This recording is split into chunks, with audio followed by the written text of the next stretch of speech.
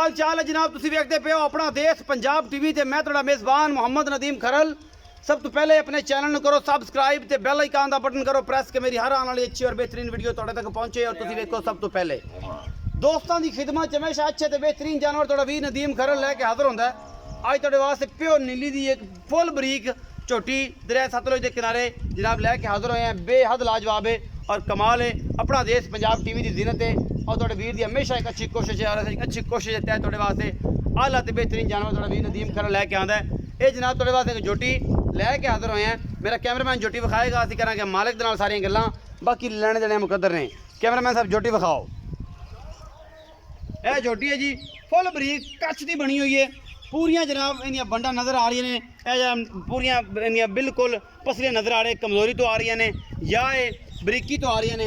ये सारा कुछ अपना देश पंजाब टीवी की जीनत है और तुहाडे वीर की हमेशा अच्छी कोशिश है।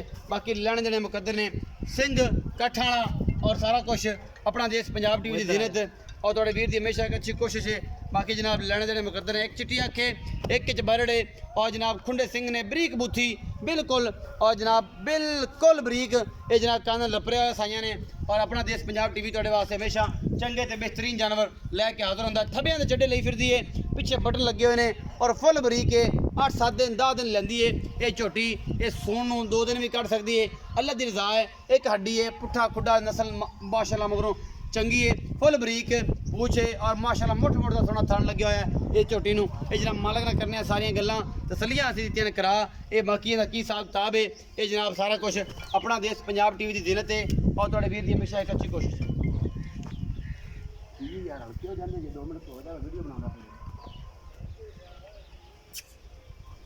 ये सारियां तसलियां कैमरामैन तुहानूं हर चीज़ की करवा रहा है। बाकी लैणे देने मुकद्दर ने। आओ जी भाईजान इत्थे मेरे कोल। सलाम अलैकुम जी। वालेकुम सलाम भाईजान की हाल चाल ने? ठीक शुक्र अल्लाह, तुसीं सुनाओ? तगड़े दे तगड़े। अच्छा भाईजान झोटी विखाई तुहाडी, ये किनवा सुआ सुंदी पई है? ये पहला ने ये पहलने ये किन्ने दिन सुन च लैंदी है? 8-10 दिन लै जाएगी। 8-10 दिन लै जाएगी। अच्छा नाम दस्या नहीं भाई? सैफल मलूक। सैफल मलूक, वाह जी वाह क्या नाम है माशाल्लाह। सैफल मलूक भाई ये पहला सुआ सुंदी है ते किन्ने दिन लैंदी है? 8-10 दिन लैंदी। ये भाईजान है नीली दी हाँ जी, नीली दी। ते कोई शक शुबा? कोई शक नहीं। कोई शक नहीं किसी किस्म का।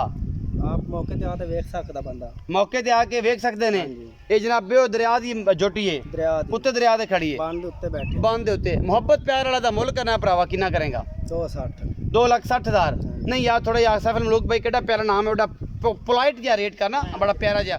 2,60,000 जी कोई मोहब्बत प्यार। मैं वाले भी तो वेखो, मैं बड़ी चंगी। मैं चंगी है, बहुत चंगी। मैं कच्छ दी है। टच दी। अच्छा कोई मोहब्बत प्यार हो जाएगी 260 चो? चलो को कर लान, थोड़ा घना वादा कर। थोड़ा घना वादा घाटा हो जाएगा। हाँ। ये जनाब भाई सैफल मलूक ने कहा जी 2,60,000 रुपये डिमांड है, मोहब्बत प्यार हो जाएगा और जनाब प्योर कच्छ की बनी हुई झोटी है तुहाडे सामने। बाकी लैणे देने मुकद्दर ने, आला ते बेहतरीन जानवर अपना देश पंजाब टीवी जीनत होंदे ने।